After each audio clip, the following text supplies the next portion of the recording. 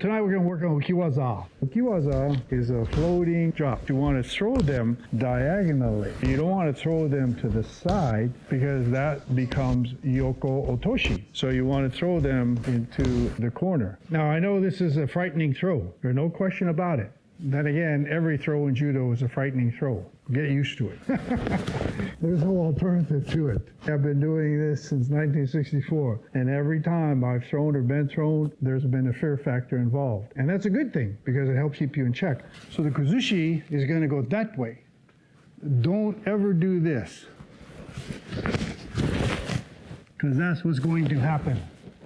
But when I was fighting, you would find the top of my head right here on your chin.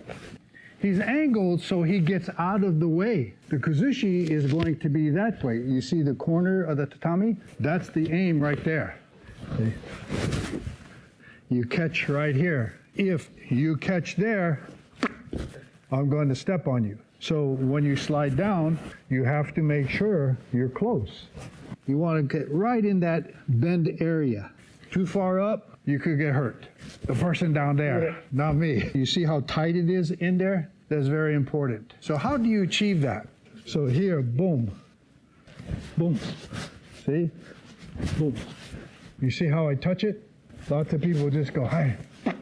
You have to make sure that this makes contact. I like to make sure that the inside of my knee touches the front of his. And then when I sit, I'm going to turn and look that way. So on the Kuzushi, make sure that this hand is coming this way here. One. See? Right away, I turn. Don't pull here. See? I turn, and it comes out to make him turn. Now, how does it do that? This left hand, the hite, doesn't do that by itself. The tsurite follows. So come in here. You see how it turns? So you have to turn the shoulders. Otherwise, if you just go this way here, you see here, it's dangerous. So when you come in, you see his head's past me. No chance. So I'll show you how to practice it. I'm okay. Okay?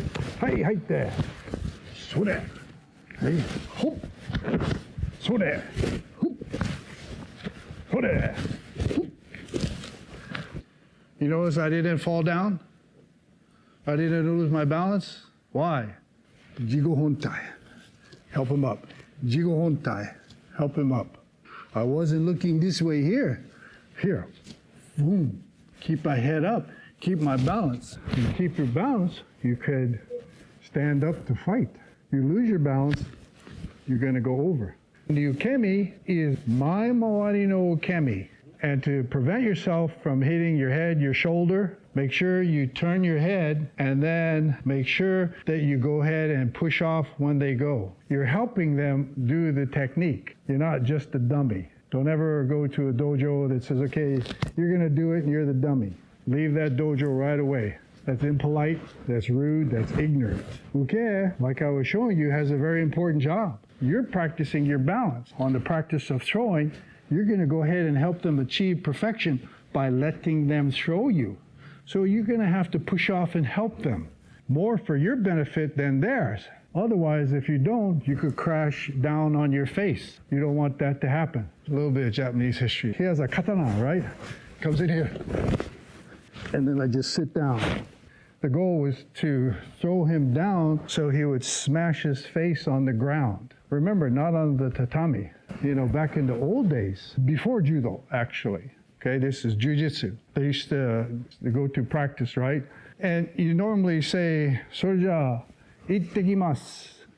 You're telling the people whom you live with, "Itte" means I'm going, but I'll be back. Students of martial art would usually say, "Soreja, Sayonara." Bye-bye, because they didn't know if they were going to come back.